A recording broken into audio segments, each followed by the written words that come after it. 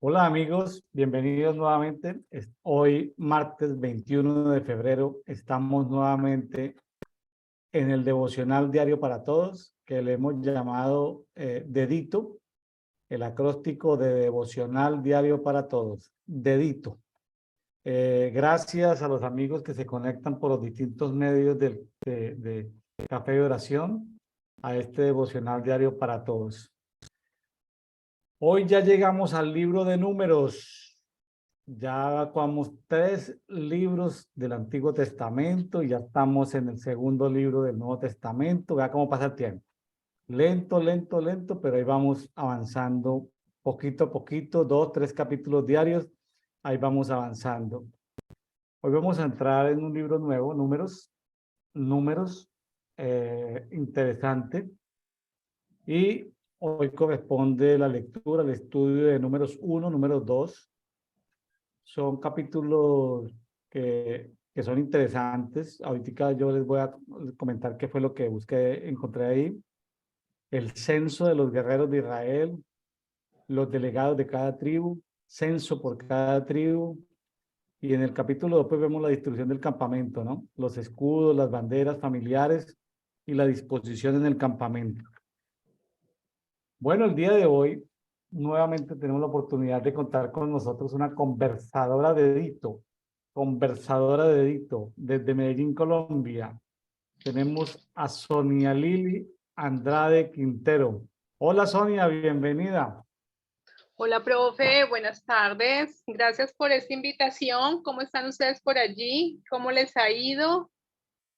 ¿Súper o Pues no? muy bien, Sonia, bien, gracias a Dios, viendo cómo ya en esta tercera semana de febrero, segundo mes, vea, se está acabando febrero, ¿cómo va el tiempo, no? Empezó el año Tiempos. y no lo hemos sentido, y ya tiempo, sí, como que se apresuran, y ya llegamos a números. Quería El libro mostrar de un pequeño números. mapita, no sé si vamos a ver, sí, vamos a ver el Ya. pequeño mapita para que veamos algo de geografía. Mire, Sonia, que en aquí estamos, ¿sí? Salimos de Egipto, ahí se alcanza a ver, Sí. y el pueblo se quedó aquí en el Sinaí, ¿sí? Eh, Sí. es decir, en todo este trayecto se celebró cuando llegamos al Sinaí el primer año, ¿sí? De eso habló pues el libro de Éxodo, como el primer año. Este trayecto fue un año, ¿sí? Desde el punto 1 al punto 8, que es el monte Sí. Sinaí, 9, desierto Sinaí, y allí fue todo el éxodo abarcó ese año. Levítico que alcanzamos a terminar fue ahí en la península del Sinaí, en el Del monte Sinaí. Sinaí, fueron 45 días. Y aquí vamos a empezar en números, una caminata que va a durar 39 años. Estos campamentos que se arman en el desierto hasta llegar aquí a Esión Geber, ir a Cades, Barnea, 40 años dando vueltas por acá. Aquí estamos limitando con la gente de Madián. Recordemos que la esposa y el suegro de Moisés eran de Madián. Ahí vamos a ver que estas eran zonas básicamente despobladas porque eran desiertos, pero luego en la última parte ya de esta caminata de 40 años, ya nos toca pasar por Edom, ahí por el ladito, ya eso está poblado, Edom, los edomitas, los descendientes de Saúl, luego pasar por Moab, los descendientes de Lot, para poder entrar atravesando el río Jordán de occidente a oriente, poder entrar a tomar la tierra prometida. Quería mostrar eso así como para rápidamente.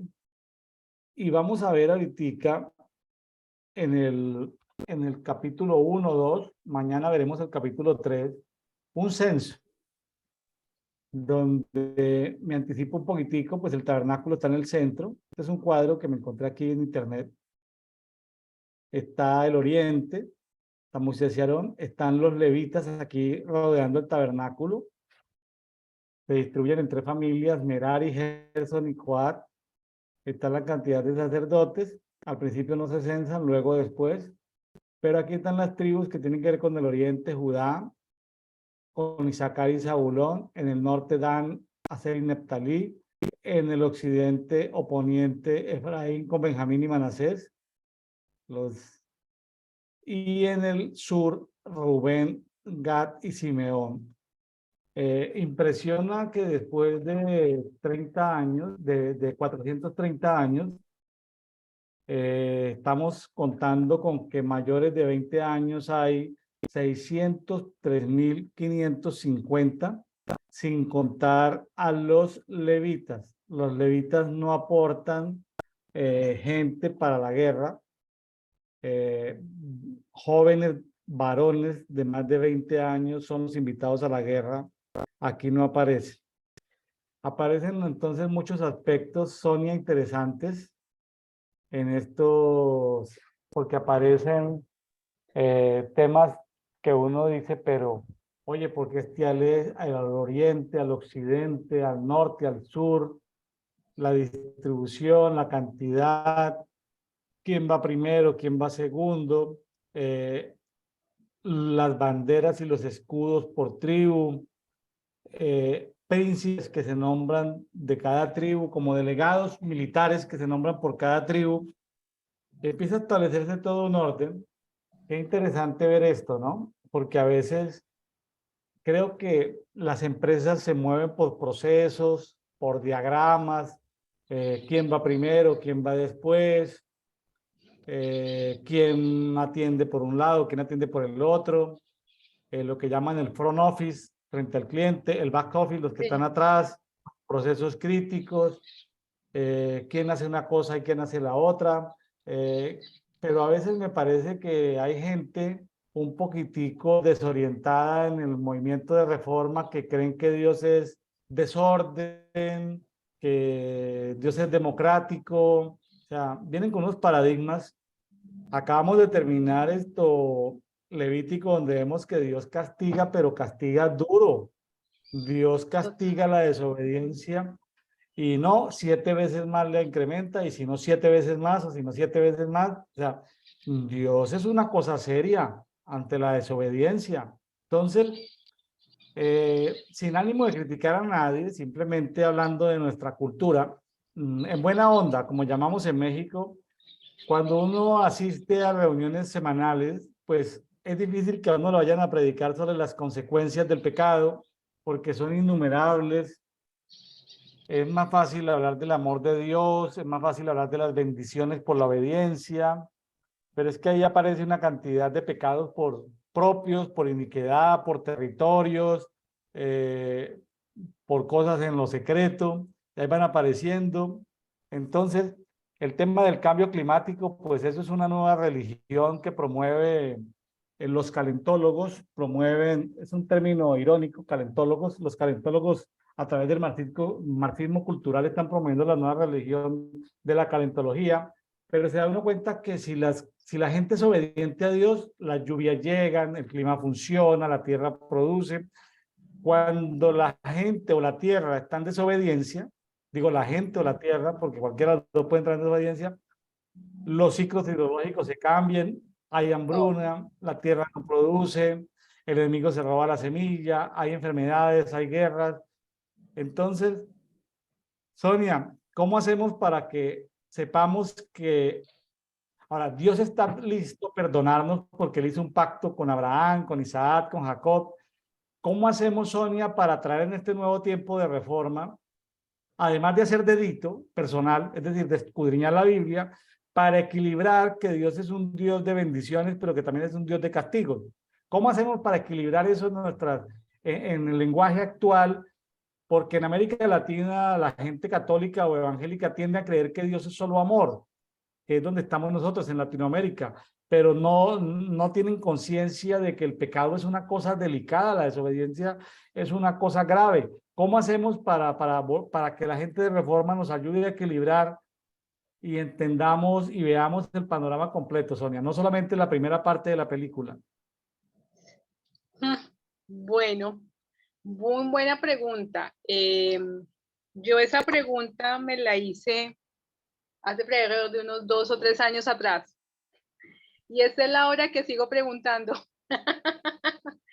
Sigo preguntando, pero hay una línea que a mí me llama mucho y ha sido uno de los lemas, es hacer todo decentemente y con orden. El orden no es el orden muchas veces mío, es el orden primero de Dios, segundo mío y tercero del cónyuge, del prójimo, de todos.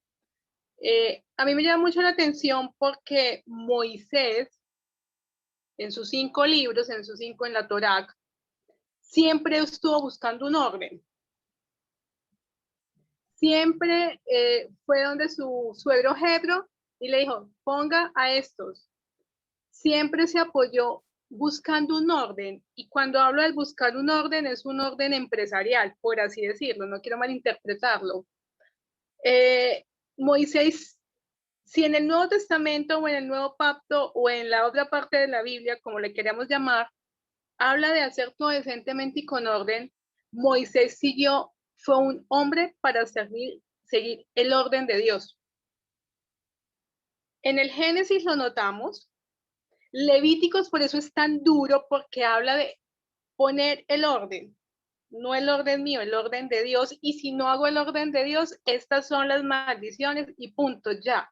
¿Es blanco o es negro? Y en Números, que realmente es el libro del desierto, pues así lo llaman en el Tanakh, el libro del desierto, es un orden, porque es que manejar casi 2 millones de personas, usted tiene que tener asesorías. Pero si nosotros no hacemos el orden de Dios, sino el orden que a mí me place, ese orden es un orden desalineado. A nivel empresarial, nosotros siempre tenemos una estructura jerárquica. Primero el gerente o la junta directiva, luego el gerente, luego los directores o jefes, luego los jefes de departamento. Si la cabeza no tiene un oriente, un norte establecido, el resto de la empresa se quiebra.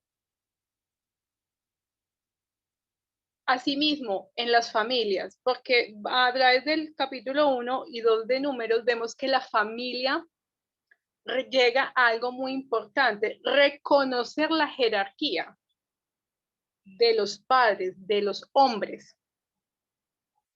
Entonces, el hombre siempre va a ser la persona que va a estar bajo el direccionamiento de Dios.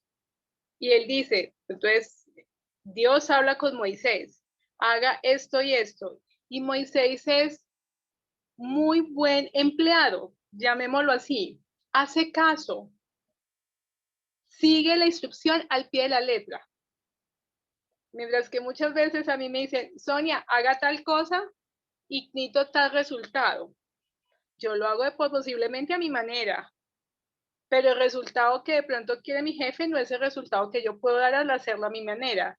Tengo que sentarme y conciliar con él. Listo, usted quiere tal resultado, ¿cómo quiere que lo hagamos? No, pues, si yo me salgo de la línea de mando, pues ya no va a tener el resultado que la organización quiere. Lo mismo, si yo me salgo del mando de la línea de Dios, también no va a tener el resultado que Dios quiere. Si no somos ordenados, es que por eso se ve un orden desde el libro de Job, el libro de Génesis, el orden es muy importante. Ya, me está haciendo acordar de Génesis capítulo 1, donde habla de que la tierra estaba desordenada y vacía, el término de tohu y bohu, desorden y Ajá. vacío. Entonces, el orden hay que acompañarlo, el orden está acompañado de algo que se llena, de algo que hay plenitud, el orden y la plenitud. Ahora, Claro. como el vacío y el desorden van juntos, ¿sí?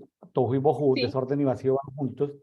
En una sí. empresa donde no se llena una vacante, vamos a llamarlo un vacío, o un procedimiento se le hace bypass y se salta en un procedimiento. Entonces, donde hay vacíos, se crean desorden, y donde hay desorden se crean vacíos. Ahora, qué interesante que Sonia haya empezado hablando de orden en este desierto. Nos faltan 39 años de desierto en esta aventura, 39 años Sí, de desierto, donde hay, vamos a llamarlo, vacíos culturales, que Dios tiene que llenar con instrucciones, qué es comer, correcto. cómo relacionarse con el prójimo, cómo solucionar conflictos con los vecinos, hay una cantidad de cosas, ofrendas, el servicio sacerdotal, fiestas, celebraciones, formas de administración. O sea, hay que poner un orden para poder que no queden vacíos. Es Cuando correcto. cuando se presenta, Sonia, en el cuerpo, una célula cancerígena es una célula que desordenada, que se ha desordenado, Desordenada, súper desordenada. Y es tan desordenada que llama a las otras al desorden. y ahí El es donde, desorden, el desorden se pega, ¿sabe? Mírelo ahí tan sencillo. claro, el Ujú. desorden, un rebelde que comience a decir, no, comíamos mejor en Egipto, no, el otro lo escucha, le presta el oído y entra en rebeldía, y luego entra en rebeldía, y una célula, vamos a llamarlo para el ejercicio, ya que Sonia trabaja en el sector de la salud, una célula cancerígena atrae a otras células y las va corrompiendo, las va dañando. Como ¿Sí? decían las abuelitas, las malas amistades corrompen las buenas costumbres. Eso decían las abuelitas y tenían razón, definitivamente. Tremendo. Entonces, profe, mire qué interesante porque le cuento que ahora yo había leído el libro de números, pero en esta lectura de 1 y 2 le hice un zoom profundo porque a uno, o sea, los libros históricos pocas veces uno los lee. Uno quiere leer donde dice las promesas de Dios, eh, los talentos de Dios, pero pocas veces nos gusta conocer la historia del pueblo de Dios. Y cuando uno va a conocer la historia del pueblo de Dios, uno dice, oiga, con razón es que este pueblo era de dura cerviz. Pero es que resulta que es que nosotros somos pueblo de Dios. Dura cerviz posiblemente, ¿no? En eso. Entonces, bien interesante porque a mí hay 3 cosas que me llaman de entrada la atención sobre esto. Es cuando la organización del tabernáculo me puse a mirar aquí se lo confieso, porque yo decía, esa organización de ese tabernáculo y en muchas Biblias empieza el censo de los guerreros. Y yo sé que tiene que ser una formación militar. O sea, están cubriendo todos los frentes. Entonces me puse a buscar en internet ejércitos del mundo, cómo actúan. Y uno dice, es que ¿por qué? Pues sencillamente el libro empieza diciendo el censo para la guerra. Entonces dije yo, fue más Claro. chica, ¿será que Moisés o Dios estaban ya diciendo vamos a la guerra y tengo que prepararme 40 años en el desierto? Lo pregunté. No tengo respuesta alguna todavía, pero si tiene, decir, va a la izquierda, a la derecha, al norte y al sur, otra cosa muy particular, volví a retomar los puntos de geografía en el colegio, los puntos cardinales. ¿Por qué hablan del norte, del sur, del este y del oeste? O norte, sur, oriente y occidente. Es bien interesante porque ellos le hacen mucho énfasis en la distribución y el centro o el punto cero de esa distribución del plano cartesiano siempre era el tabernáculo. Hay un principio de guerra que dice que el que gobierna el centro, el que tiene el poder desde el centro gobierna la periferia. Claro. Entonces uno El, dice, wow, el centro de poder. entonces, y es interesante porque siempre que se movía el campamento, los levitas tenían que moverse con todo, o sea, no se quedaban atrás, el centro siempre iba a estar acompañando. El centro iba a Claro. estar el mismo centro si usted estaba en Israel, si estaba en Jerusalén, si estaba en Judea o en Samaria. el tabernáculo se iba moviendo. Entonces, primera conclusión, o sea, ¿sé que el gobierno de Dios es móvil? Sí, claro, porque el tabernáculo demuestra el gobierno de Dios. ¿Es móvil? Sí, claro, lo puedes mover. Lo que uno no puede es desalinearse del centro de la guerra, del centro del tabernáculo, porque entonces al desalinearse del centro del campamento, que era el tabernáculo, por algún lado podían entrar. Claro. Fíjese que, que es interesante ver y que yo creo, Sonia, y hacerte las preguntas como la que estabas contando que te decía, yo creo que mi hipótesis es que no había una cultura, era que Dios tenía que crear una cultura. Ajá. Porque muchos pasajes dicen, mire, porque era que esto era lo que hacían en Egipto, porque eso es lo que hacen los otros, no lo hagan. Entonces, adorar otros dioses, las comidas, las impurezas sexuales. O sea, Dios estaba creando una nueva cultura y para crear una Eso, nueva cultura necesitaba, no sabía cuánto se iba a demorar. El tiempo máximo era 40 años, que es lo que se demora una generación. Se tomaron 40 años. ¿Se pudieron haber tomado menos? Claro que sí. El tiempo máximo era 40. Entonces, Dios claro, sabía que más de 40 no se podía pasar una generación. De hecho, la cantidad que fue censada acá y cuando se censa, cuando entraron, el pueblo permanece como que crecimiento cero. O sea, los muertos son reemplazados por los que nacen. O sea, ¿cuántos, exacto. cuántos salieron? O sea, no hubo crecimiento realmente. No hay tasa de crecimiento. No, tasa de No, crecimiento casi muy similar a cero, porque sí, salieron 603.000 y llegaron 101.000 varones de más de 20 años. Bueno, porque no se sí, contaban las mujeres, ni los niños, ni los extranjeros, ni los levitas, es pero correcto. vamos a decir, salieron, a grosso modo, salieron 600.000 y 40 años después entran 600.000. O sea, ¿qué Es correcto. pasó? Es una empresa que generó una cultura organizacional, más no una cultura de crecimiento. Yo lo No hubo interpreté de esa crecimiento, manera. No hubo crecimiento. no hubo Usted crecimiento. como gerente de una empresa que no le crezca su empresa en dividendos en los últimos 40 años, usted enloquece. Ahora, algunas tribus crecieron en población y otras disminuyeron. Entonces ahí comienza uno a ver ay, el trato de Dios con tribus. Sonia, yo llegué al punto y eso lo vamos a ver y quiero comentarlo, no al final. ¿Leíste el libro de Premio Nobel de Literatura, Gabriel García Márquez, este que llama Crónica de una muerte anunciada? Total, obligatorio en Colombia leernos este libro en el cuarto y quinto año de primaria y en bachillerato. Bueno, entonces uno empieza como atrás para adelante. Entonces, eh, ¿sabe qué me conmovió en esta oportunidad? Haber leído números uno y dos y haberlo estudiado y preparado para dedito, devocional diario para todos. Sonia, de que a veces nos hemos vuelto espirituosos y no pragmáticos. ¿Me deja explicárselo? Claro, bien pueda.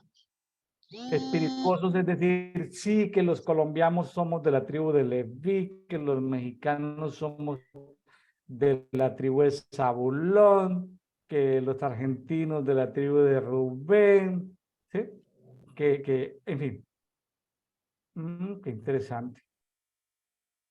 Otras revelaciones que según la fecha de nacimiento, que allá estaban de pelea los astros y unas cosas que se abren, se cierran, bueno, que hay puertas que se abren, angelicales por las tribus, bueno, que la raquia ha sido modificada, bueno, temas muy chéveres. Pero ¿sabe qué, Sonia? Nos falta ser pragmáticos. ¿En qué sentido nos falta ser pragmáticos?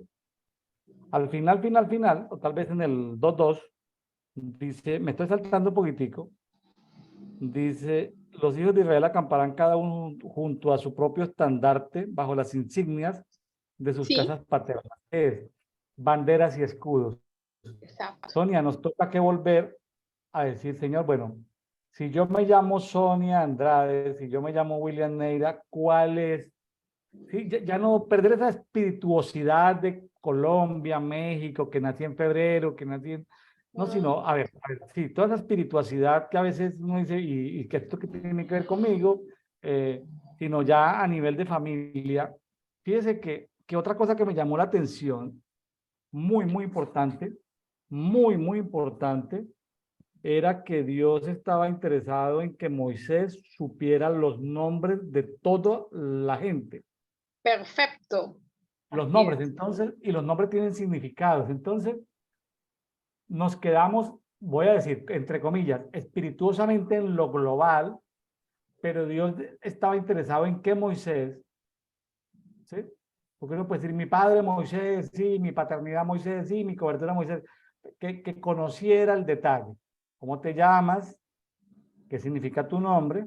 Nombres, banderas y escudos. Entonces, siendo pragmáticos, después de haber leído muchas veces números, la enseñanza para mí, que la quiero compartir, es menos espirituosidad y más pragmaticidad. Es decir, William, pregúntame, Sonia, William, ¿dónde está tu bandera? ¿Dónde está tu escudo? ¿Y dónde está y los Tu significados de tu insignia. nombre?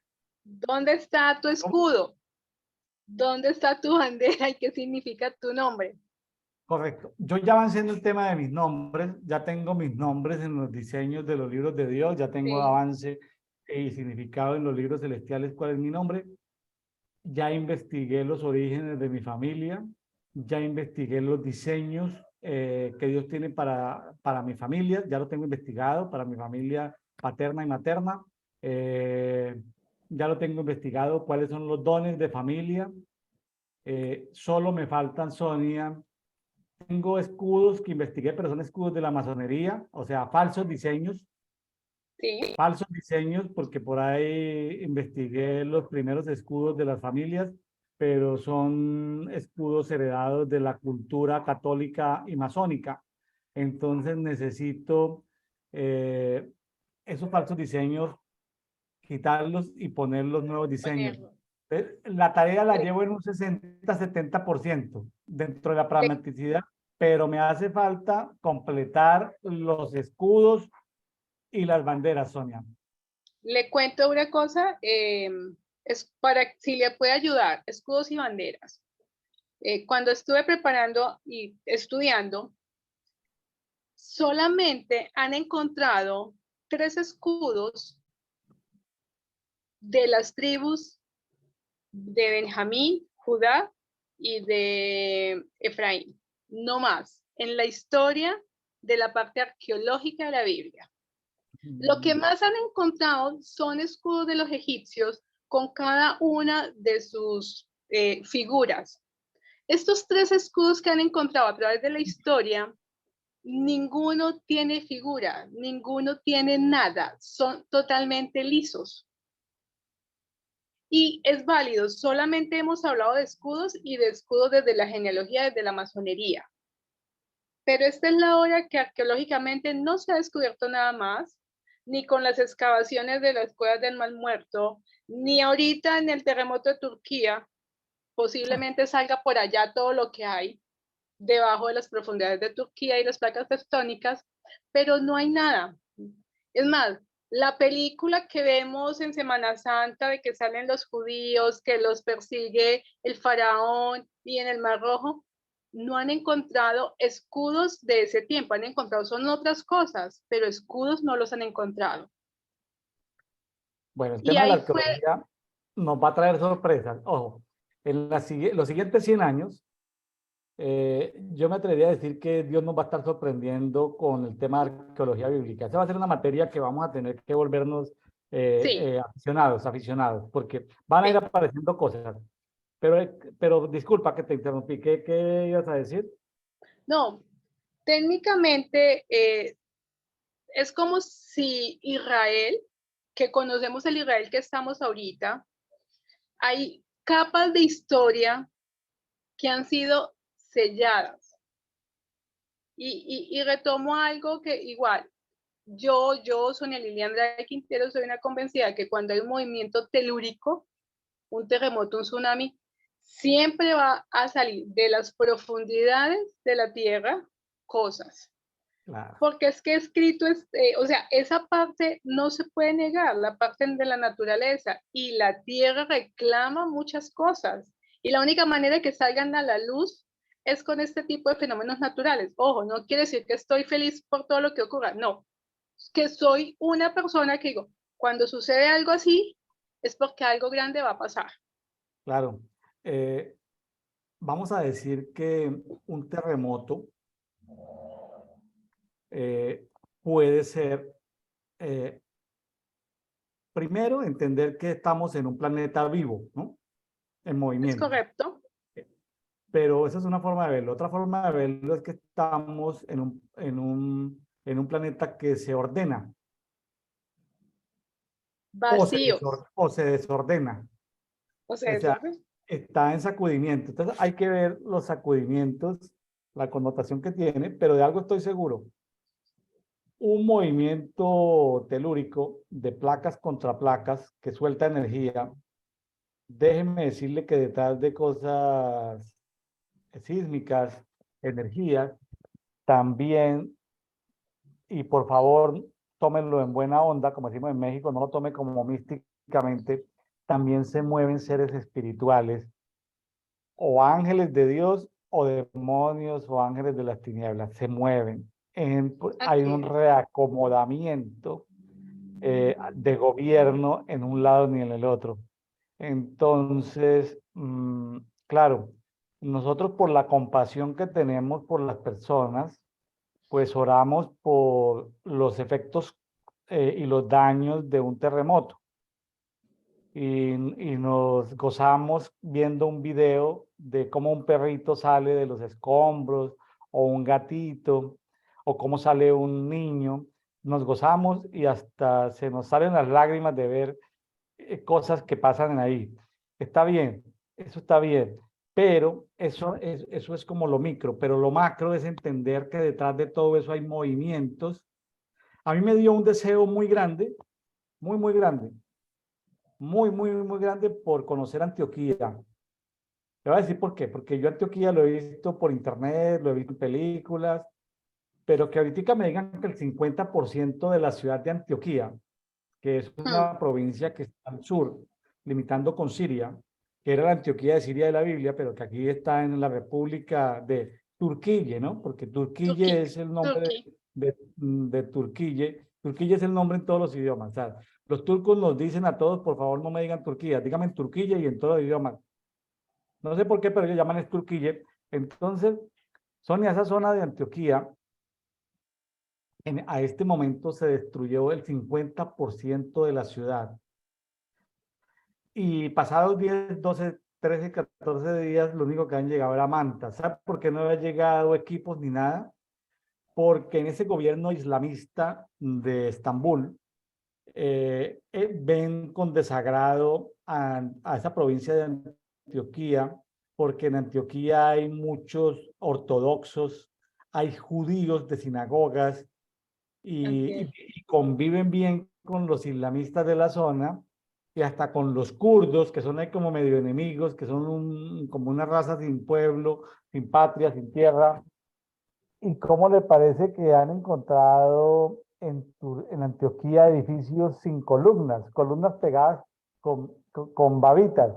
Entonces, me ha entrado como un deseo, y cuando empiezo yo a mirar los planos geológicos, uno El dice, Dios, o 50, sea, 5 placas si, tectónicas. O sea, si yo voy a es, vivir, si yo voy a vivir en Antioquía y a comprar un departamento o apartamento, como se dice, o comprar un piso, como también le dicen en España, un piso es un sí, departamento en México y es un apartamento en Colombia.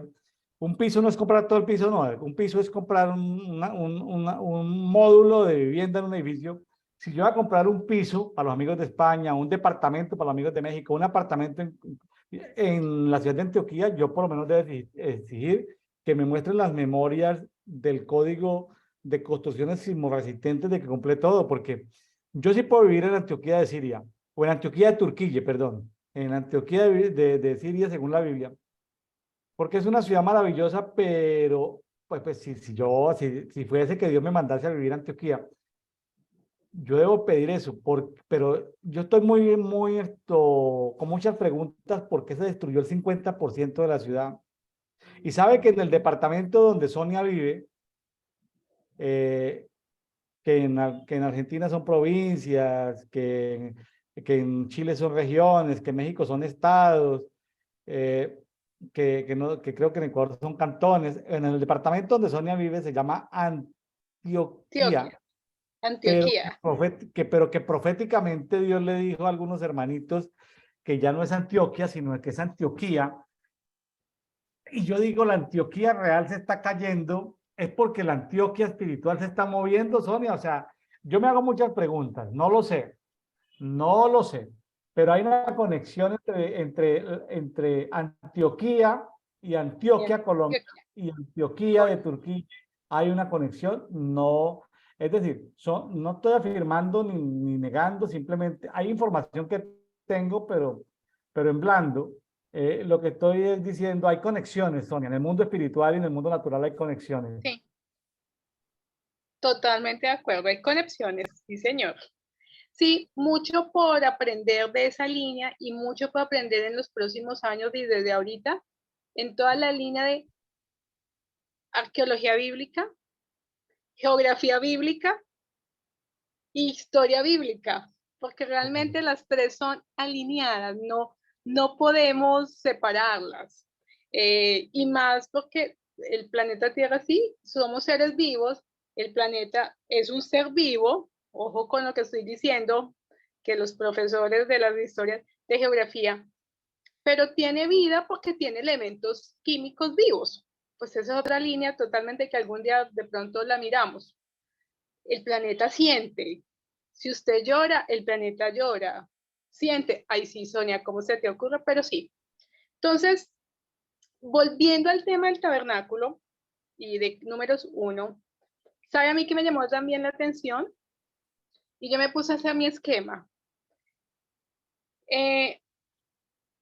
La lámina que usted presentó ahorita era la lámina de la distribución del tabernáculo. Pero adicional a eso, preparando esto, me llevó a tener cuál era el significado de cada nombre de cada hijo de cada tribu. Y Qué los bueno, puse en el orden esquemático que estaba. Y oh, bueno, sorpresa, nunca lo había hecho, la verdad. Lo hice para este ejercicio. bueno, yo Entonces yo también lo tengo. decía, ah, Yo también hice ese ejercicio, pero ¿qué te llamó ese la atención? ejercicio. ¿Qué hallazgos importantes hiciste ahí?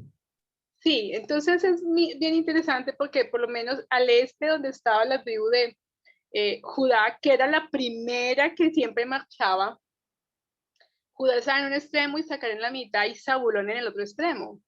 Entonces dije, listo, ¿qué significa el nombre de Naasón, que fue el jefe de la tribu que Moisés escogió?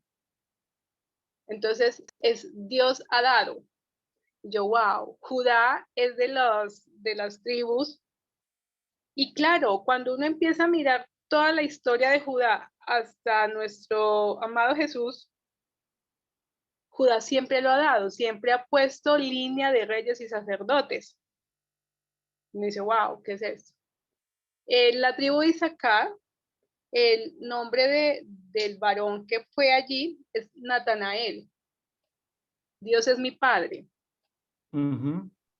Y Eliab, que es de Zabulón, Dios ha oído. Y yo, ¿cómo se conjugan esos tres nombres si van al frente en una batalla? Ujú. ¿Cómo se conjuga? Porque lo que tiene el significado de mi nombre espiritual es mi misión que quiero hacer, mi misión de lo que Dios me ha dicho. Se lo recomiendo que lo hagan y saquen sus Claro, propios puntos de vista, ¿cierto? Entonces digo, wow, claro. si Zabulón dice Dios ha oído, ¿quién clamaría para que Dios oyera, para que Isaacar conociera el tiempo perfecto que Dios ha sido Dios es mi padre y para que Nazón dice Dios ha dado y de la línea de Judá salga David, Jesús y toda la línea de reyes y sacerdotes?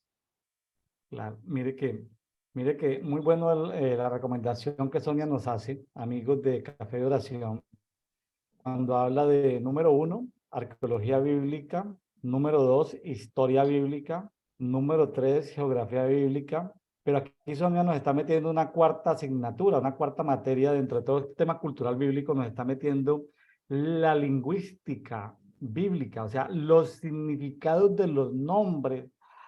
Sonia, qué bonito estudiar la Biblia con arqueología, con historia, con geografía y con lingüística, sin esos conflictos teológicos, porque es que esos conflictos teológicos nos metieron, nos quisieron meter Sí, en la denominación que mandó los misioneros a cada país, nos quisieron meter teología y nos quisieron meter dentro de ciertas creencias, pero, pero bueno, ya nos sacudimos de ahí, ya sí, maduramos, nos claro. sacudimos de ahí y ahorita sí podemos, yo no estoy interesado en estudiar teología, estoy interesado en estudiar lo que Sonia dice, el canon de Sonia, arqueología, historia, geografía y lingüística. Esos cuatro los quiero Imagínate, estudiar. No quiero estudiar total, teología. pero es eso. Es porque yo siempre he dicho, venga, si el padre le dijo a Moisés, hágame esto, y él lo hizo, y Dios es el diseñador de todo, el dueño de todo, el que conoce absolutamente todo, tiene la certeza que las cosas funcionan.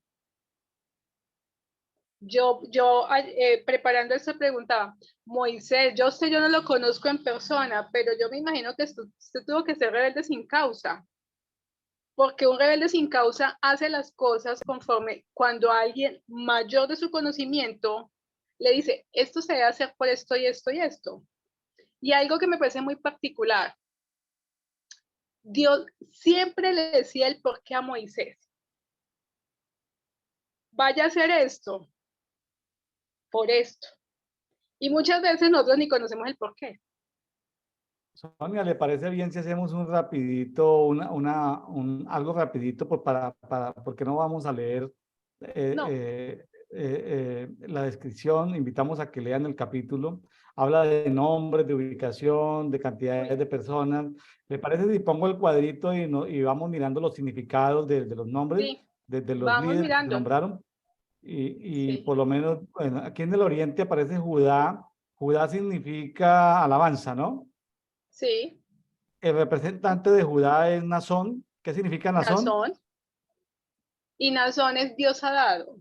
Dios ha dado. Bueno, yo aquí Sí. tengo un significado que Nazón significa encantador. Bueno, Vea qué encantador y interesante. también pequeña serpiente. Le cuento que investigué en 3 diccionarios. Yo fue más chica, ¿cuál de estos es? Pequeña serpiente, Dios ha dado y es encantador.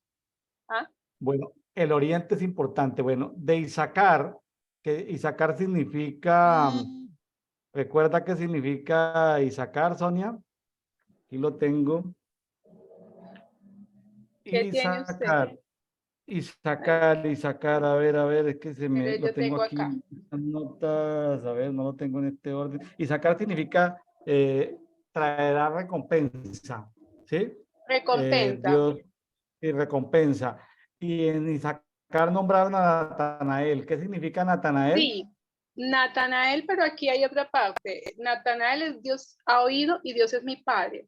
Pero ojo, aquí va otra parte que empezamos porque fue muy claro. Identificar a un hombre pero también a su padre, la parte paterna, ¿cierto?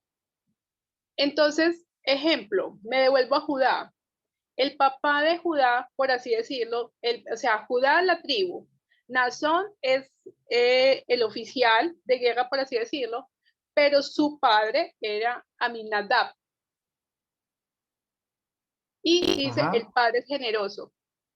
Es que está cogiendo a los dos, tanto a hijo como a padre. sí, ¿Mm? qué bueno. ¿Cierto? Entonces uno dice, wow, si el padre es generoso, me devuelvo para Judá, Nazón es Dios ha dado. ¿Mm? Bueno, estamos hablando de Judá. Bueno, muy De bien. Judá, Pasemos, listo. pasemos a Isaacar, Sonia. Isaacar, el padre Isa- es Suar y el padre dice, la traducción es un ser insignificante. Yo, ay, pobrecito. Pero Ya, la persona que mandó Natanael es Dios es mi padre. Natanael. Natanael. Natanael acá en... Bueno, ya en llevamos dos. Isaacar. Vamos con Zabulón. Listo. Zabulón significa morada, ¿no? Morada, Morada. Listo. morada. Morada. El príncipe es Eliab, Eliab. Y es que Dios ha oído. significa Dios ha Yo oído. Yo tengo tengo aquí, Dios es Padre. ¿Dios es qué? Perdón. Dios es Padre. Dios es Padre. El padre de Eliab es Elón y dice Ray, Dios es fuerte, mi pariente es padre y es majestad. Ah, qué interesante. Ahora, aparecen más inquietudes acá. ¿Por qué Sí, estos tres mucho. amiguitos? ¿Por qué Judá, Isaacar, Zabulón? Isaacar, se habla de que Isaacar en América es la unción de Estados Unidos, Judá la unción de Brasil y Zabulón en México. Aquí vemos pues a los amigos que estudian las unciones territoriales. Bueno, vamos Sonia, ¿con cuál quiere que sigamos? ¿No? Sigamos. Vamos en el oeste. Estamos al oriente, ahorita al occidente, para seguir el plano cartesiano. Bueno, entonces, este es el oriente, Ese vamos es el al oriente. oeste. ¿Sabe que aquí en México usted dice occidente y nadie le entiende? Usted tiene que decir poniente. Ok, poniente, perfecto. Créame que eso también es otra línea. Estoy entendiendo eso. Bueno, Efraín va al en la mitad. poniente. ¿Ah? Efraín va en la mitad. Es correcto. Es el líder. Efraín es el líder, ¿cierto? Y Efraín tiene el nombre de Elisama. Elisama Sí, es el príncipe. exacto. Efraín significa doblemente fructífero. El príncipe escogido es Elisama, que Sí, significa, fuerte. Yo tengo aquí fuerte, no sé, yo tengo en Elisama, Dios ha oído. Dios ha Bueno, oído. Sí, ¿ve? en un Hay que diccionario se estudiar. llama diccionario Enlow. Bueno, y aparece simpáticamente con su hermano Manasés y con el otro. Gamaliel. Estos son los hijos estos son los descendientes de De Raquel, José. ¿no? Ah, de Raquel, sí. De José y de Raquel. Sí. Pues Y Efraín y Manasés son descendientes de José, pero hablando de los hijos de Raquel, incluimos a Benjamín, ¿no? a Benjamín. Pero entonces mire que allí aparece Gamaliel, ¿no? Gamaliel, Gamaliel aparece en Gamaliel, Manasés. príncipe de Manasés. ¿Qué Y significa aquí Manasés? es Manasés significa el padre es juez. Manasés, cuando le pusieron Manasés, cuando dice Elohim me hizo olvidar de mi sufrimiento, ¿no? Cuando Ah, nació venga, Manasés, Elohim me hizo... recompensa. Perdón, estaba Y leyendo donde no era. Recompensa de Dios. Estaba leyendo mis notas al contrario. bueno, y Recompensa Gamaliel, que es el príncipe escogido, Gamaliel significa recompensa de Dios, de Gamaliel. recompensa de 10. Sí, señor. Pero, Y el pero papá, Manasés, bueno, el Manasés, papá, doblemente fructífero. no, estamos hablando de Efraín doblemente fructífero.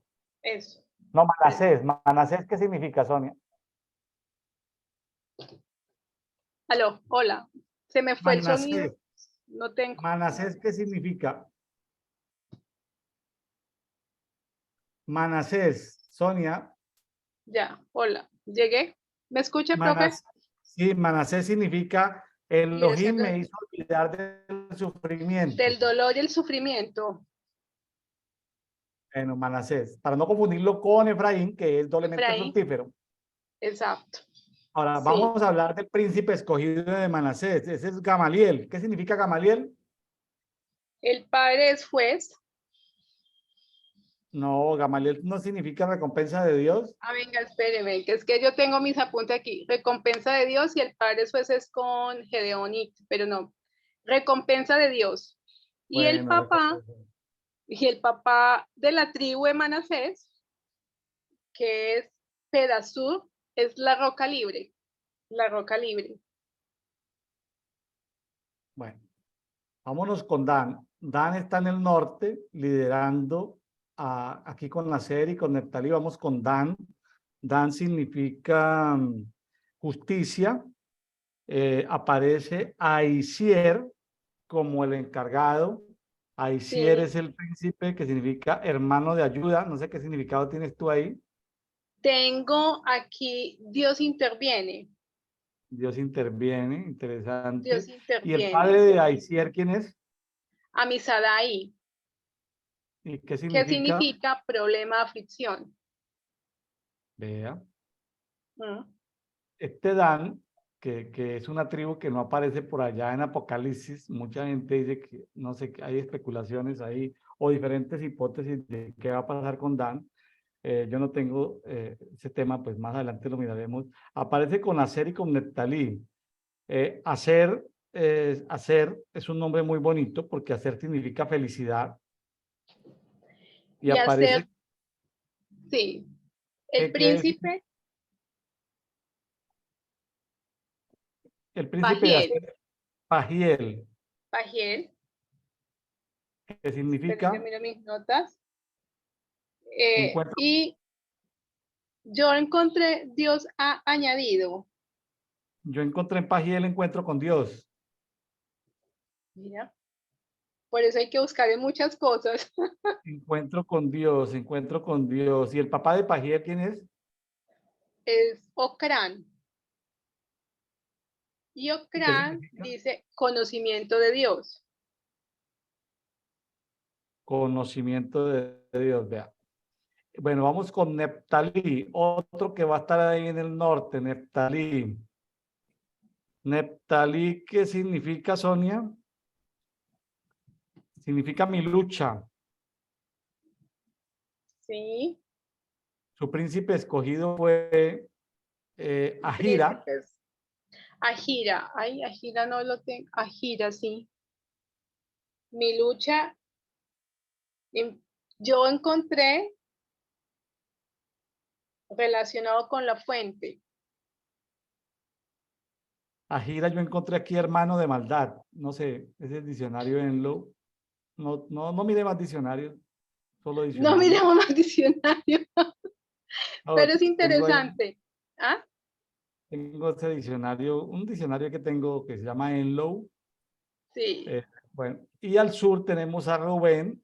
Rubén, Rubén aquí. significa ved un hijo. Cuando apareció Rubén, ve aquí un hijo. Y escogieron como príncipe de guerra a Elisur, que significa Dios es roca. Es correcto, ese sí está alineado con lo que tengo. Y el Elisur, padre, CDU, dice, el Altísimo es luz. el Altísimo es luz. Bueno, está con Gad y con Simeón. Gad, ¿qué significa? Gad significa fortuna o tropa. Y escogieron a Eliasab, que significa Dios Alianza. ha añadido. Eliasab. Yo tengo hermano, es mi amigo, en Eliasab, Eliasab. ¿Y el papá de Eliasab, quién es? Deudel. ¿Y qué Y significa? lo tengo fuente de Dios. Fuente de Dios. Vean, qué interesante. Y aparece Simeón. Simeón, el hijo, el príncipe es Selumiel, que ¿Qué significa? significa, Ujú. ah, ¿Qué significa Simeón? yo tengo amigo de la luz, encantador. Ay, chanfle, no estoy leyendo No, Selumiel. ¿Qué no. significa que Simeón? No, estoy leyendo Selumiel. Simeón significa oyendo, o Dios me ha escuchado. El príncipe escogido es Selumiel, que significa amigo de Dios. ¿Cuál es el padre de Selumiel? Surisadai ¿Qué significa? y el Todopoderoso. Todopoderoso. Sonia, ¿qué hallazgo hiciste después de hacer lingüística bíblica? ¿Qué hallazgo hiciste? Algo que te ha llamado así como la atención. ¿Qué hice? Que definitivamente nos falta apropiarnos más de la organización de Dios. No, es bien interesante porque mmm, con las tribus que usted ahora mencionaba, unas han desaparecido y otras no, es que cada una sabía qué tenía que hacer y su nombre era como parte de su misión en el pueblo. Yo no me imagino, ejemplo, a uno de la tribu de Judá tratando de ser guerrero al 100%, como eran las otras tribus. Entonces uno ve que hay debilidades y fortalezas. Lo importante de Moisés de conocer uno a uno era dónde, él yo creo que pensó, y es algo de Sonia Andrade, dijo, padre, ¿a quién coloco los más débiles con el más fuerte? Porque uno creería que siempre los más fuertes tienen que ir hacia un solo lado, ¿cierto? Entonces cuando estuve haciendo eso, y yo dije, venga, ¿y a dónde está la? Y es más, dije, bueno, y la tribu de Leví que va al centro, y mencioné dentro de mí misma, dice, Leví es igual a Colombia, oiga, y entonces a mí, ¿quiénes me rodean? En ese orden de Sonia, ideas, ¿no? Total, Sonia, eso fue... ¿Ah? ¿cuál es la tribu que más gente, que más varones mayores de 20 años tiene? Aquí en lo que miré era la tribu de Judá. Judá, Judá fue la que... 74.600. Ah, 74.600. sí, ¿Cuál es la tribu que menos tiene personas? son las de Dan, las de Dan es la que menos tiene. No, señora, Dan tiene 62.700, no. Venga, yo Correcto. miro mis apuntes, es que... No, no, no, es Es, Manasés. ¿cuántos aparece Manasés ahí? No, yo tengo aquí mis apuntes Trein- erróneos entonces. 32.200 tiene Manasés. Claro Sí, que si sumáramos Manasés y Efraín, eh, serían la segunda, si sumáramos Manasés y Efraín, nos daría la segunda tribu que más tendría sería la de José. O sea, Judá y José, eh, Judá pues da origen a dos, perdón, José es la tribu la casa de José es la sumatoria de Efraín y Manasés.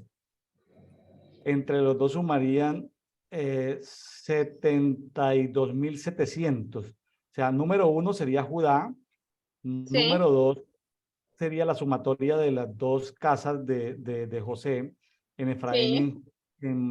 fíjese que Judá son las Judá dos está al tribus otro que lado.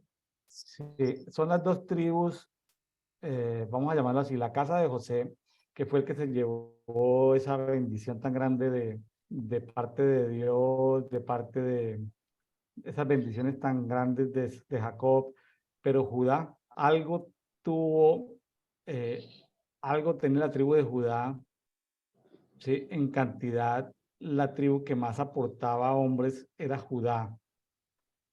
Qué interesante todo esto. De todas maneras, pues, preguntas que ya le quedan a cada uno. Pues cada país tiene relación con una tribu, es un don. En lugar de los signos zodiacales, hay quienes atribuyen ciertas puertas que se abren en diseños celestiales y le asignan una tribu. Pues, eso yo respeto, no es que esté muy en sintonía, pero respeto quienes creen así. No me hace falta revelación en ese tema. Eh, pero sí, lo que sí sé es que aquí hay cosas que salen. El que está el que está en el centro, acá, es el que gobierna. El centro gobierna, ¿sí? Es muy importante encontrar los centros geográficos de cada ciudad, de cada nación, de cada país, para poder, el centro gobierna. Muy importante el orden, quién está en el oriente, al norte, al sur. Sabe que hoy en día eh, la gente de dinero invierte en algo en arquitectura climática. La arquitectura climática te dice, si tú vas a construir una casa, Sonia, la arquitectura climática te dice que debes, primero no tener vecinos para poder tener una arquitectura climática, es decir, porque el vecino te puede tapar los vientos con el edificio. Entonces, primero tienes que estar en una zona despejada. Entonces, te dice por dónde llegan los vientos en cada tiempo, o sea, te miden los vientos. te miden la inclinación del sol todo el año, los 365 días, te miden la duración del día y de la noche, y conforme a los vientos y a las noches, te ubican tu cuarto, te preguntan cómo quieres tu cuarto, para que si eres amiga de la luz o amiga de la oscuridad. Es decir, la arquitectura climática te hace un estudio y te dice cómo consumir menos energía y aprovechar más la energía solar, cómo disfrutar de la luna, o sea que cuando haya luna llena y la quieres ver, pues dónde te ubicas, un cuarto que tenga un techo que sea transparente, te pueden hacer el telescopio desde ese cuarto, un balcón, o sea, hoy en día existe ya gente que hace arquitectura climática, son estudios costosos, pero se pueden hacer. Es decir, claro, el que está en una ciudad, pues, ¿qué cuenta de arquitectura climática? Le tocó el departamento, da contra la montaña, da contra otro edificio, da contra, no sé, eso pues ya es muy difícil de... Claro, un edificio que dé mirando al mar es diferente al que da mirando contra el mar, ¿no? Eh, lo mismo en los hoteles, uno pide vista frente al mar, eh, pero todo tiene un significado, un orden, eh, y bueno, cada tribu debía identificarse con las banderas y con los escudos. Sonia, una pregunta que me salió a mí, pero te la hago. Y de pronto no me la vas a poder contestar, pero bueno, ¿por qué no aparecen ni Josué ni Caled aquí entre los príncipes de las tribus? Caled era la tribu de Efraín. De Y, Efraín. No, y, ni idea. y no aparece, aparece No, Elisama, y él también, y Caled es de la tribu de Judá, y aparece. y aparece otro No, personaje ahí, Nazón. ¿Ah? interesante, interesante porque la verdad no tendría el porqué, no tengo respuesta, ni la he estudiado tampoco, pero me va a quedar de tarea, porque ellos, sí, ellos fueron los que entraron a la tierra prometida, ¿no? Sí, porque es que, ¿quién hizo la elección? ¿La elección la hizo Dios o la hizo Moisés o la hizo el pueblo? ¿Quién hizo la elección de esta gente? De los 12 príncipes. En lo que leí, mi percepción es que dice el censo, toda la congregación por sus familias, por sus casas, según número, es lo que le está diciendo a él. Dice, todo varón de 1 a 1 de más de 20 años. O sea, No, pero que, ¿quién escogió los príncipes? La pregunta es, ¿quién los escogió príncipes los escogió príncipes? Moisés, pero ¿Pero dónde mire, dice que Moisés los escogió? no, creería uno, porque cuando uno dice por sus familias, en ¿No? el número 1, dice por sus casas, según el número de hombres, todo varón mayor a 20 años que pueda ir tú y Aarón los contarás. Eso está en el 2:2. Siga, siga, siga. Entonces, si yo miro que Dios está hablando con Moisés y le está dando estas instrucciones hoy día o ahorita en este momento, o sea que Dios escogió a los príncipes. Claro, ahí lo dice en el 5. Estos son los Exacto. nombres de los varones que se presentarán con vosotros. Estos son los nombres, ¿cierto? Dios escogió los 12 príncipes Los iniciales, 12 ¿sí? príncipes. Y si vamos a mirar el contexto en el libro de Marcos o Mateo, en los evangelios, cuando Jesús aquí en la tierra llamó a los 12 discípulos. Estos son príncipes escogidos por el Padre, por el Por el Padre. El Padre. Padre los escogió. El Padre los escogió y les dio los nombres. Es interesante eso. ¿Quién hizo la elección? Esto aquí, porque a veces creemos que esto es democracia, votación, y no, esto No, es una selección. créame que yo Parte también de- pensaba que eso era democracia, pero no. Es bien interesante porque pues, para que Dios te escoja como príncipe, ¿cuáles serían los requisitos? No sé, hay que preguntarle al padre. O sea, Ahora, más adelantico en números vamos a ver los nombres de los espías. Vamos a ver quiénes de estos repiten y quiénes no. Porque pasan cosas. Es decir, hay nombramientos que Dios hace, pero cuando las personas se desalinean, pues Dios inmediatamente pone el que tiene, la siguiente carta la pone Dios. Es decir, amigos, Dios te envió a hacer algo y te dio un Sí, tiempo. Un tiempo puede ser un día, un año, 10 años. Si tú no lo haces en tu tiempo, déjeme decirle que Dios no se va a quedar sin que eso se haga. Entonces, si te dio un día, un mes, un año y tú no lo hiciste, pues Dios tiene inmediatamente otra persona que lo va a hacer. Es decir, ¿cómo te parece que en el Departamento de Recursos Humanos de Dios, Dios te tiene reemplazo en caso de que tú no hagas lo que tienes que hacer? claro, tremendo. Tremendo porque eso quiere decir que las misiones son rotativas. No, Pues bastante interesante números. Al principio que siempre decían números, uno decía los contadores, ¿no? Los que le gustan finanzas y contar, solamente números, números. Pero cuando uno viene a analizar, no solamente son números, son principios de gobierno. Principios de gobierno. bueno, muy interesante todo esto. Muy interesante todo esto. No lo vamos a leer, lo esperamos que lo lean allá ustedes en sus Que casas. vean en sus casas. Aquí lo que estamos sacando a la luz es la importancia de hoy, cuando tenemos tiempo, porque algunos de los amigos no tienen el tiempo, leer por lo menos la Biblia, pero si tiene tiempo, vaya a mirar arqueología bíblica, vaya a mirar historia bíblica, vaya a mirar geografía bíblica, lingüística bíblica, y de esa manera vamos entendiendo más cosas. Las escuelas proféticas sí están obligadas a sacar el tiempo. O sea, no es que no, yo no tengo tiempo para estudiar Levítico, pero soy profeta. No, yo no tengo tiempo para estudiar Deuteronomio, pero soy profeta. No, no. Si no tienes tiempo, pues ni hablemos. Entonces, las escuelas de adoración, si no tiene tiempo, pues, ¿cómo le vas a hacer? Entonces, hay que saber de lingüística bíblica, pero no es para quedarnos ahí, sino para ver qué podemos hacer nosotros con la siguiente generación, cómo creamos una cultura, cómo nos vamos a llamar, cuál es nuestro nombre, ¿sí? Bueno, cuál es nuestra función, cuál es nuestro rol, etcétera, etcétera, etcétera, etcétera. Bueno, yo creo que nos podemos ir eh, a, bueno, el libro de números, que es, como decía Sonia, es el libro del desierto. Los primeros 10 capítulos nos vamos a estar en el Sinaí. ¿Sí? Luego nos vamos a ir del capítulo 10 al 22 a Cades Barnea y luego del 22 al 36 nos vamos a ir cerca de Moab. Voy a ver si encuentro aquí rápidamente otra vez algo de geografía. Aquí está. Entonces, del capítulo 1 al capítulo, voy a usar aquí un marcador. Del capítulo 1 al 10 vamos a estar por acá. Aquí vamos a estar del 1 al 10 de números.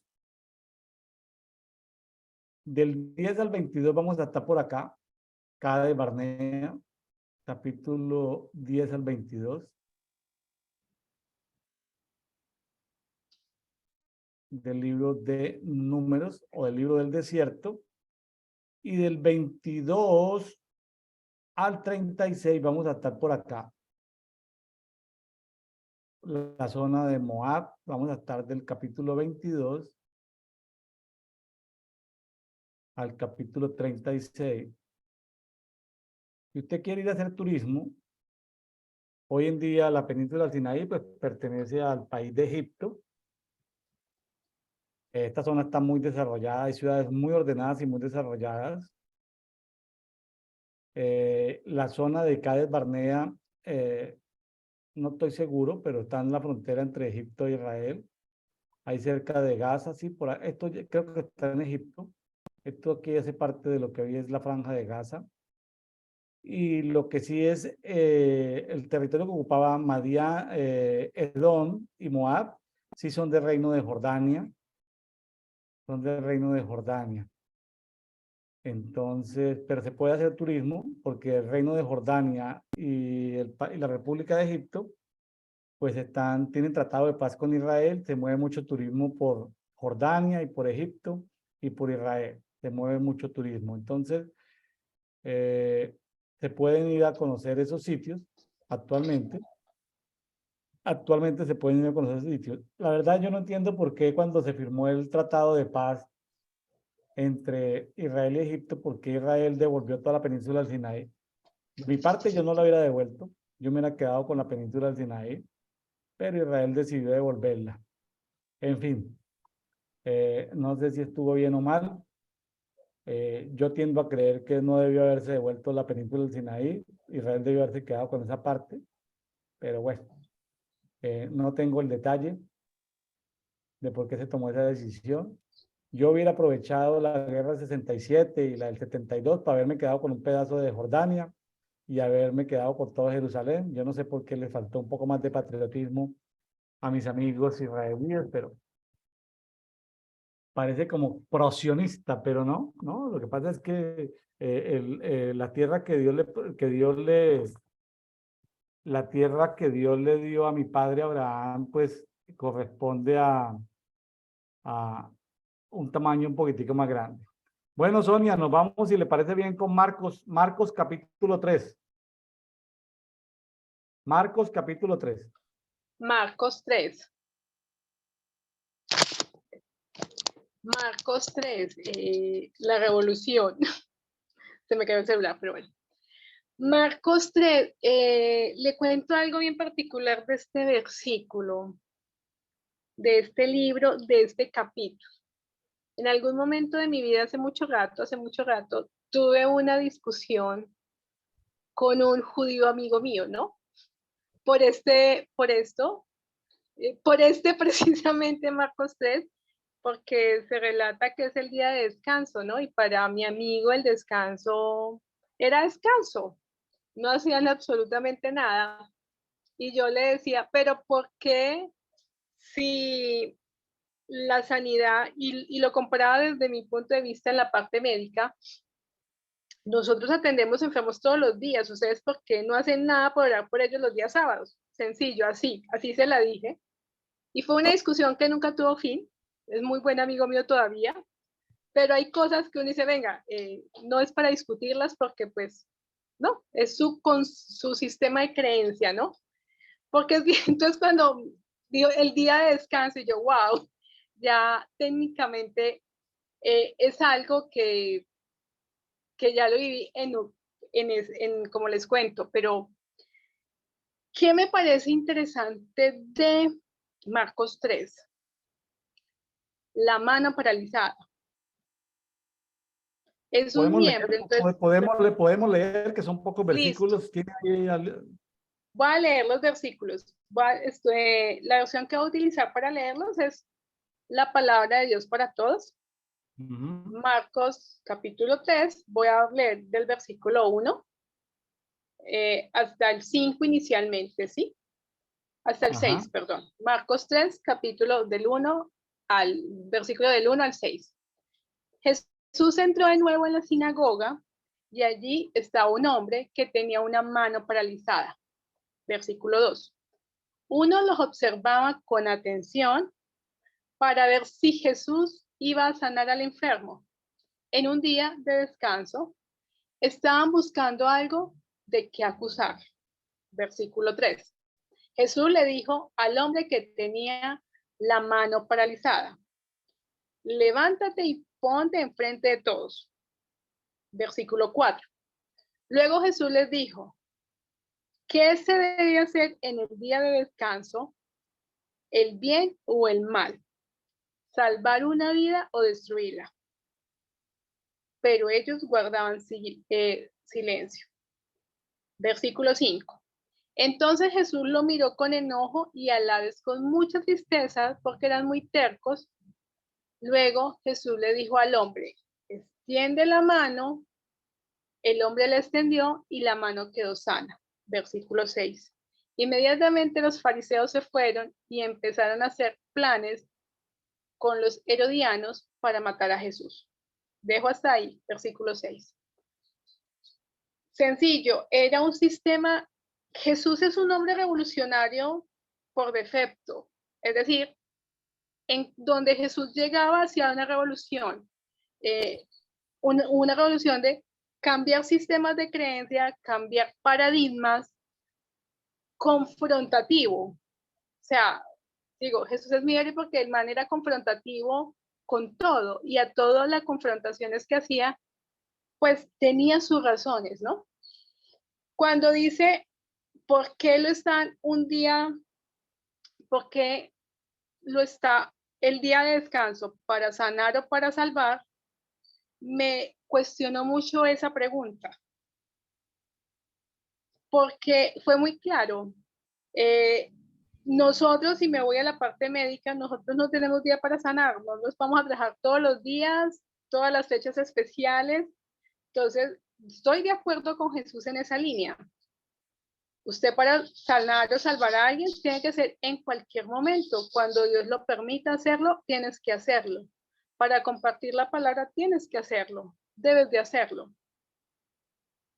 Mire, Jesús entendía tanto el antiguo pacto como el nuevo pacto. Jesús, el término cuando Sonia dice revolucionario, Jesús no destruyó el antiguo pacto. Hay que entender, sino que Jesús practicó el antiguo pacto, pero dio luz sobre el nuevo pacto. A ver, me hago entender. Es disruptivo. Jesús se lo veo como disruptivo, no destructivo. O sea, él hace un cambio, pero sin dañar lo anterior. Es decir, construye sobre lo construido. Porque hoy día el concepto de revolucionario Sí. es destruir de pronto las cosas. Entonces, póngale Bueno, no. cuidado. En el antiguo pacto, ¿quiénes eran los que trabajaban todo el Shabbat? ¿El pueblo o los sacerdotes? El En el pueblo. antiguo pacto, ¿quiénes? No, le repito la pregunta. En el Repito. antiguo pacto, ¿quiénes eran los que trabajaban todo el Shabbat? Ay, En el pues los antiguo pobres pacto, sacerdotes, ¿quiénes trabajaban? toda la tribu de Leví, los sacerdotes. Bueno, entonces, la Ay, respuesta es los sacerdotes. sí. Bueno, en el antiguo pacto, los sacerdotes trabajaban, vamos a llamarlo, eran productivos en el ejercicio de lo que había que hacer en el Shabbat. Es decir, los sacerdotes trabajaban, ¿correcto? ¿Quiénes descansaban? Los laicos, el pueblo. Pueblo, pueblo. En el nuevo pacto, si todos somos sacerdotes, entonces ¿quién descansa? Nadie. Ay, entonces en el nuevo pacto, ¿qué? Si yo soy sacerdote, pues a trabajar más el Shabbat. O sea, tiene razón el que dice que el Shabbat es para descansar, claro, porque si es pueblo, descanse. Pero si es sacerdote del nuevo pacto, Trabajas. entonces, amiguito, a trabajar. ¿Me hice entender, Sonia? Totalmente. Cuando yo me refiero a Jesús revolucionario es porque él tuvo un sistema de creencias muy diferente al de nosotros, Bueno, a lo de esto, ¿cierto?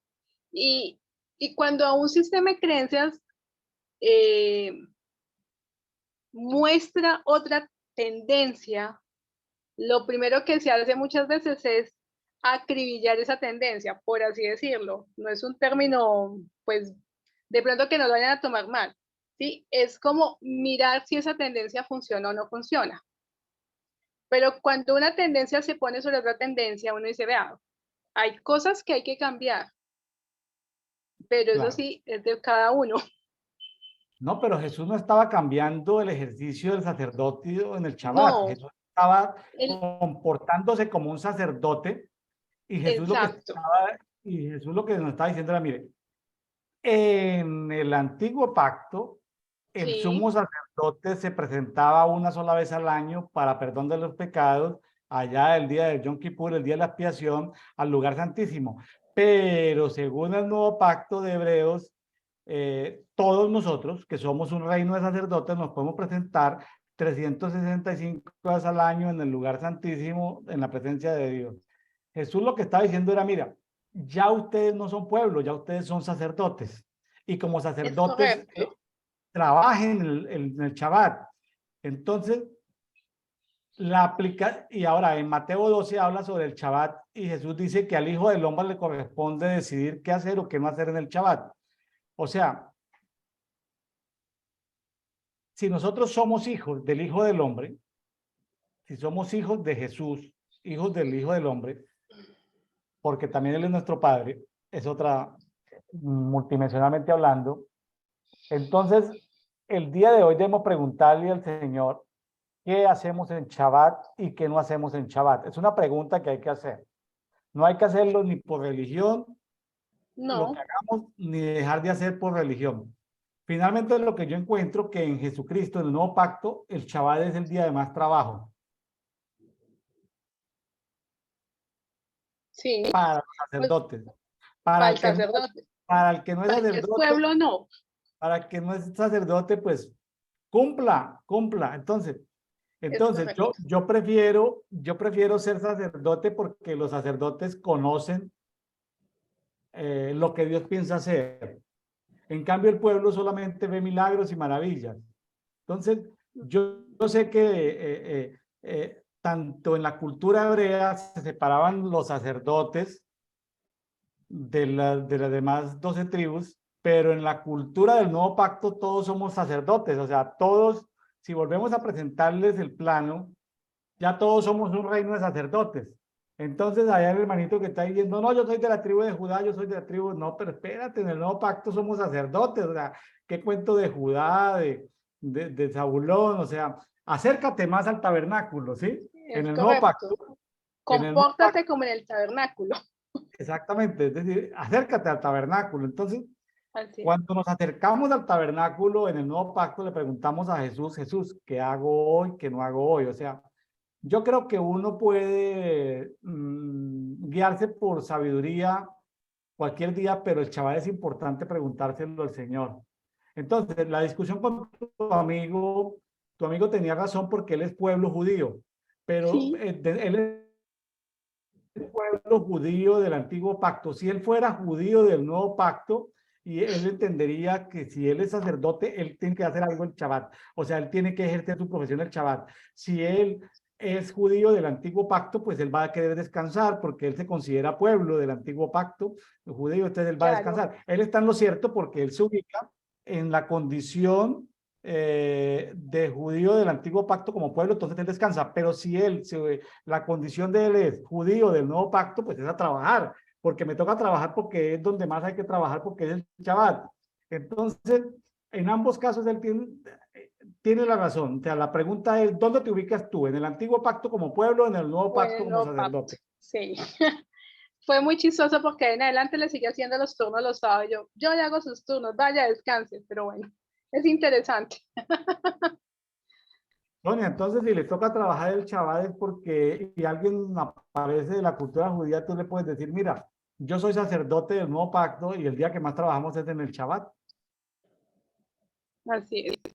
Hay una forma de contestarle a la persona, porque hay gente, entre comillas, espirituosa que habla de que el Shabbat es Jesucristo, sí, pero el que el Shabbat sea Jesucristo, que es el reposo, entonces, ¿pero qué? ¿Trabajo o no trabajo el día de reposo? Entonces, Mateo 12 aclara que el Hijo del Hombre determina qué se hace y qué no se hace. Para resolver todo lo que es religión y tradición, que Claro, cada uno le pregunte al Señor, Señor, en Shabbat, porque también aparece en el caos, ¿no? Que el día de reposo es cada quien que lo escoja, eso es medio caótico. No, en el Shabbat preguntémosle al Señor qué hacemos y qué no hacemos y que el Señor nos lo sí, resuelva y no dejemos, como dice por ahí en Colosenses 2, que nadie nos juzgue por lo que hacemos o no hacemos en la nube, en los novilunios, en la luna nueva o en la fiesta, que nadie, o sea, yo hago lo que el Señor me diga que hagan esa fiesta y punto. Colosenses capítulo 2, o sea, que nadie me juzgue. O así sea, es. estamos en el tiempo, claro, que nadie me juzgue porque yo estoy haciendo lo que el Señor Jesucristo me dice que haga. Ah, pero si ni siquiera le pregunto a él, Claro, es para analizar y alinearnos, definitivamente. Bueno, entonces, sigamos. versículo del 7 7. al 12 que tengo aquí. Mucha gente sigue a Jesús. Versículo 7. Jesús salió con sus seguidores hacia el lago de Galilea y una gran multitud le siguió. Versículo 8. La gente venía de Galilea, de Judea, de Jerusalén, de Idumea, del oriente del Jordán y de la región de Tiro y de Sidón. Todos iban a ver a Jesús porque habían oído del bien que estaba haciendo. Versículo 9. Como Jesús vio que había tanta gente, les pide a sus seguidores que le consiguieran una barca pequeña. Jesús quería la barca para que la multitud no se amontonara sobre él. Versículo 10.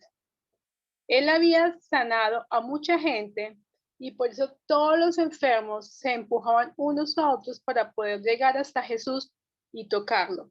Versículo 11. Cuando los espíritus malignos que algunos tenían veían a Jesús, se arrodillaban ante él y le gritaban con fuerza: tú eres el Hijo de Dios. Versículo 12.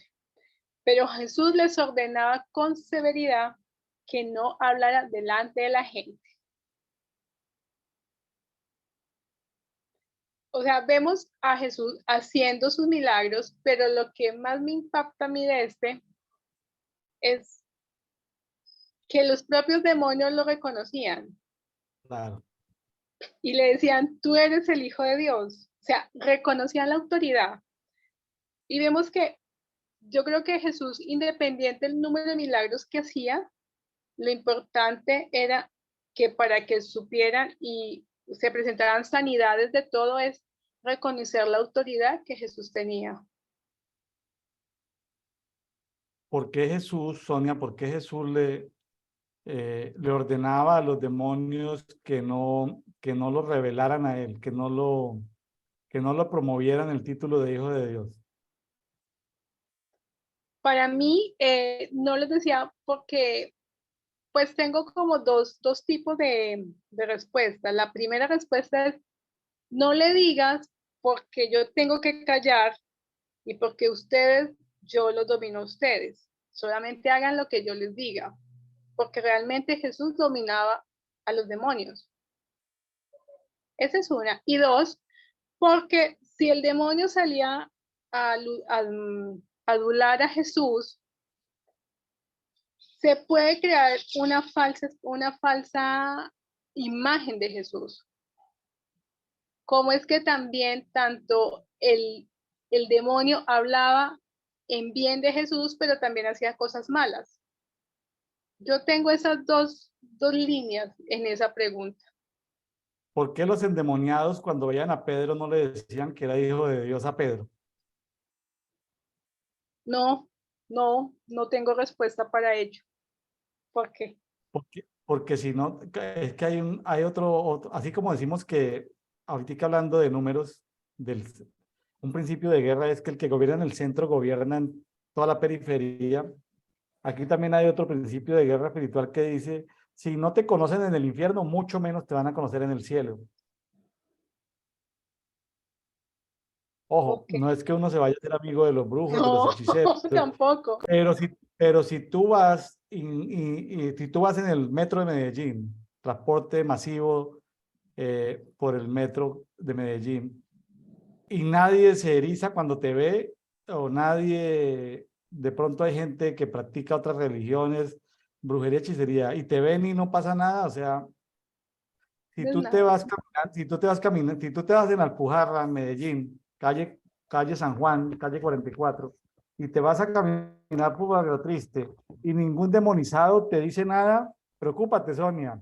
Preocúpate si ningún demonizado te reconoce como hija de Dios, porque los demonios se dan cuenta de quién es hijo de Dios y quién no es hijo de Dios. Preocúpate, Preocupar cuando preocúpate. no pasa nada. Preocupar Eso me lo cuando no enseñó pasa nada. Esto me lo enseñó un amigo profeta del norte del Valle de la Urrá, del norte, sí, de Bello. ¿Te acuerdas del pastor Gabrielito Guerrero, de Bello? ¿Te acuerdas de él? No, profe, no lo recuerdo. Bueno, él me enseñó el tema, él es un pastor profeta, me enseñó eso de cuando íbamos a Barrio, porque en Barrio Triste teníamos unas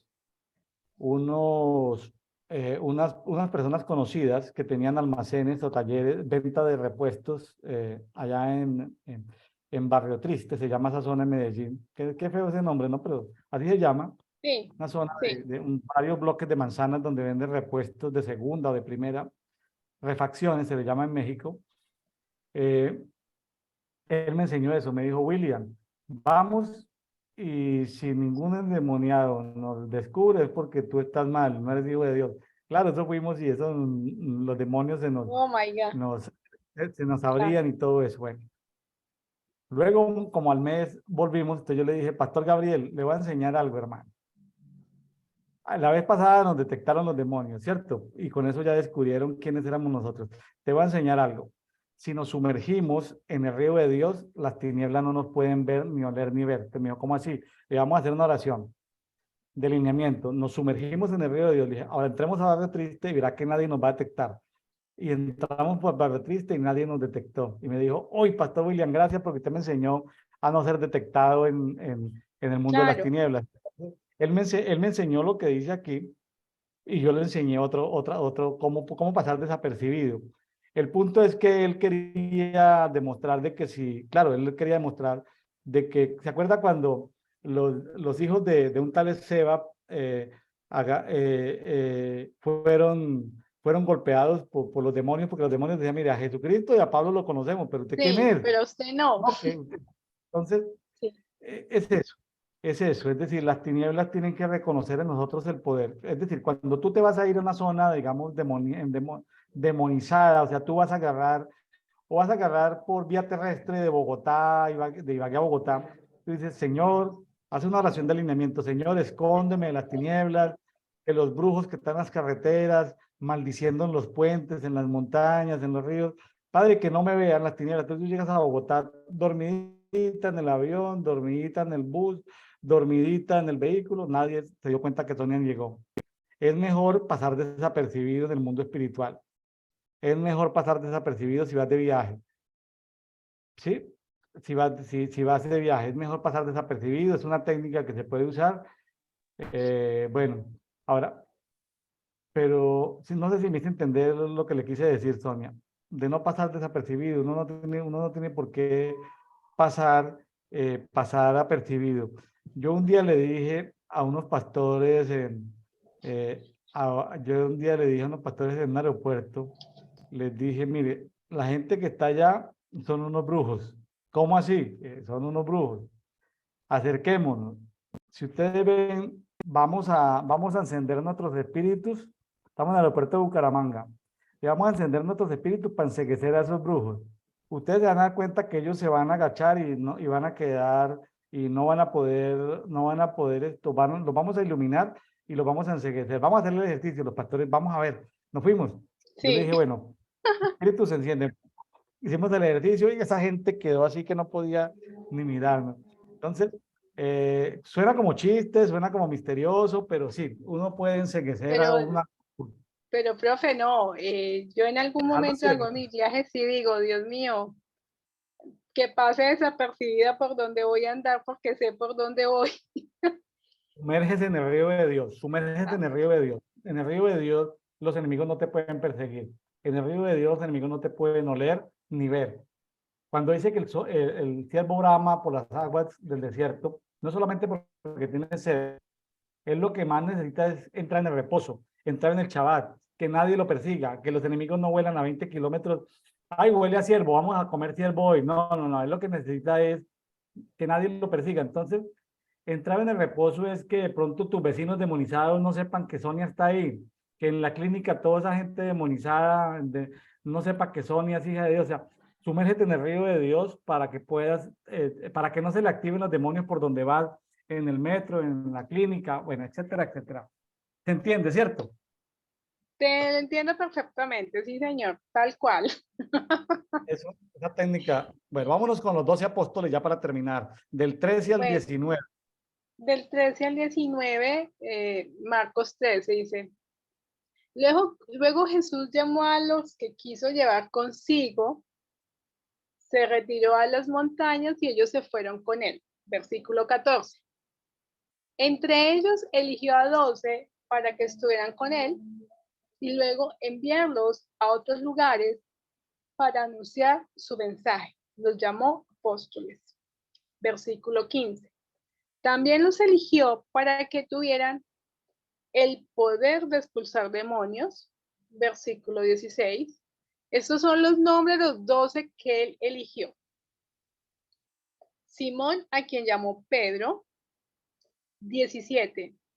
Santiago y Juan, hijos de Zebedeo, a quien los llamó Boanerges, que significa hijos del trueno. Versículo 18. Andrés, Felipe, Bartolomé, Mateo, Tomás, Santiago, hijo de Alfeo, Tadeo, Simón el Celote. 19. Judas Iscariote, quien después lo entregó. Estos versículos son muy bonitos porque cada tribu también tiene, cada tribu va a ser juzgada también por un apóstol. Es interesante, aparece aquí muy, muy interesante. Pero aquí habla de un proceso. Aquí lo importante para rescatar es un proceso. Número 1, orar. Número 1 es la oración. Aquí recalcamos mucho sacar tiempo para orar. Número 2, llamar. Llamar. Llama. Número 3, establecer. Número 4, estar con él, compartir. Número 5, enviarlos. Número 6, empoderarlos, que tengan autoridad contra los demonios. O sea, hay todo un proceso de formación apostólica. Sí, porque estos no son, hay discípulos que no son apóstoles, hay discípulos que son apóstoles. La palabra discípulo y apóstol no son sinónimos. Jesús tenía 500 discípulos y tenía 12 apóstoles. Entonces son dos cosas diferentes. 500 discípulos a tener 12 apóstoles. ¿Sí? Es muy diferente la palabra discípulo a la palabra apóstol. Entonces, pero aquí está hablando de los apóstoles. De ¿sí? los apóstoles. De los 12 principales discípulos, en que finalmente pues se reconocen como apóstoles porque los iba a comisionar con autoridad y con empoderamiento. O sea, una cosa es el empoderamiento del discípulo y otra cosa es el empoderamiento del apóstol. Bueno. Es interesante porque así como Dios escogió a los 12 príncipes de números, Jesús está replicando el mismo modelo. Los llamó. Vea. O sea que el 12 es importantísimo, es un número de gobierno. Número de gobierno. Es un número de gobierno, es un número de administración, de gestión. 12 tribus, 12 apóstoles. Interesante. 12 príncipes. Interesante.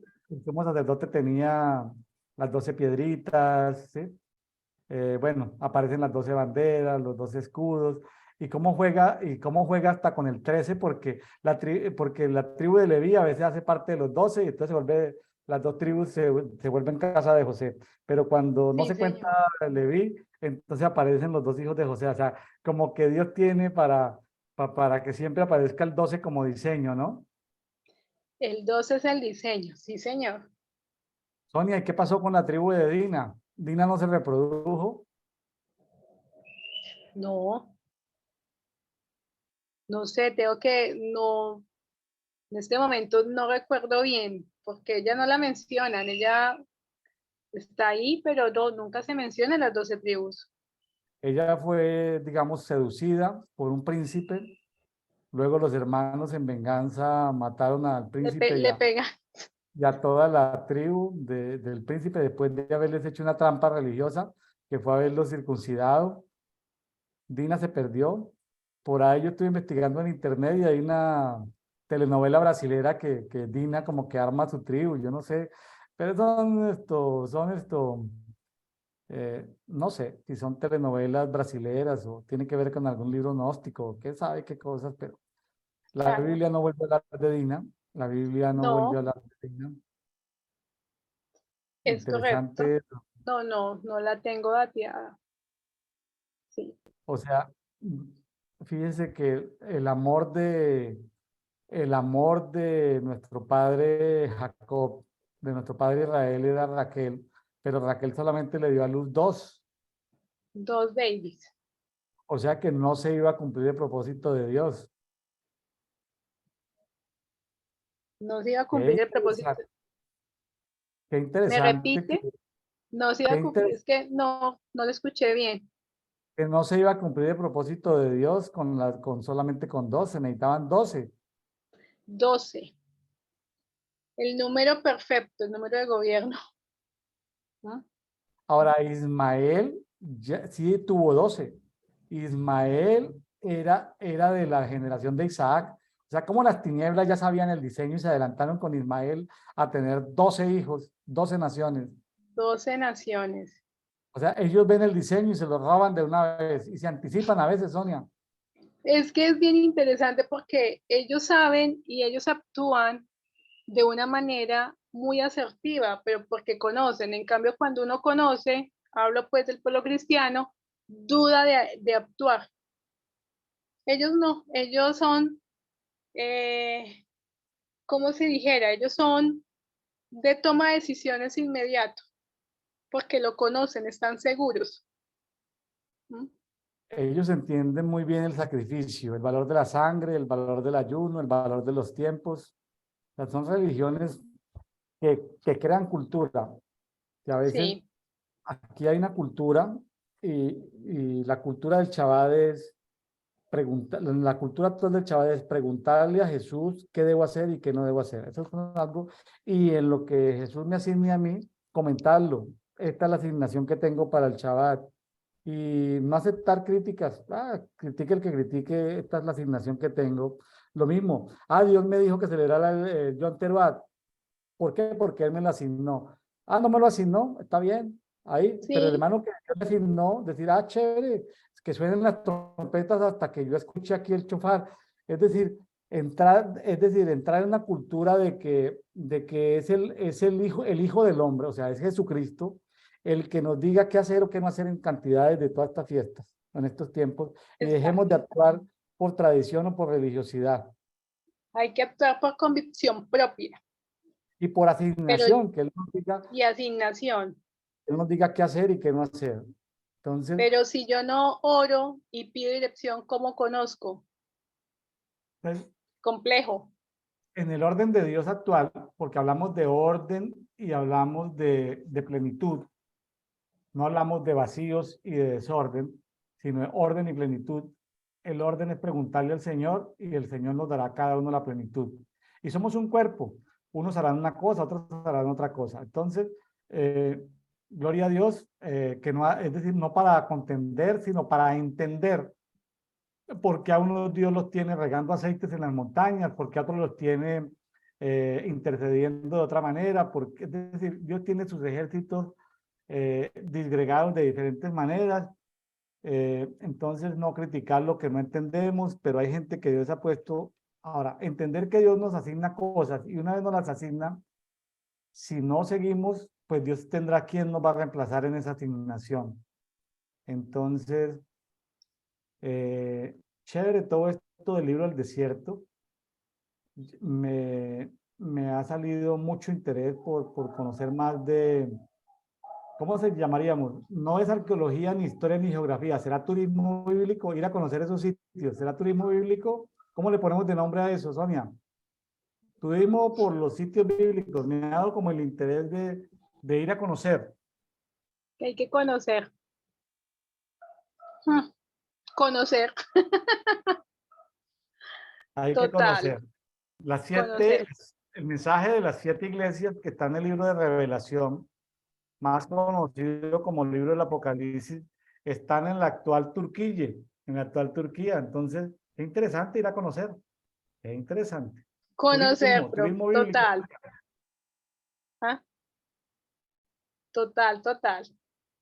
Bueno, mi estimada Sonia Andrade, desde Medellín, Colombia, gracias por haber compartido hoy, 21 de febrero, con todos nosotros en Dedito. Sí. Gracias, Sonia. Bendiciones. Bye. Bendiciones. Gracias. Y no, estamos por aquí aprendiendo todos los días más. Bye. Chao. Chao, chao.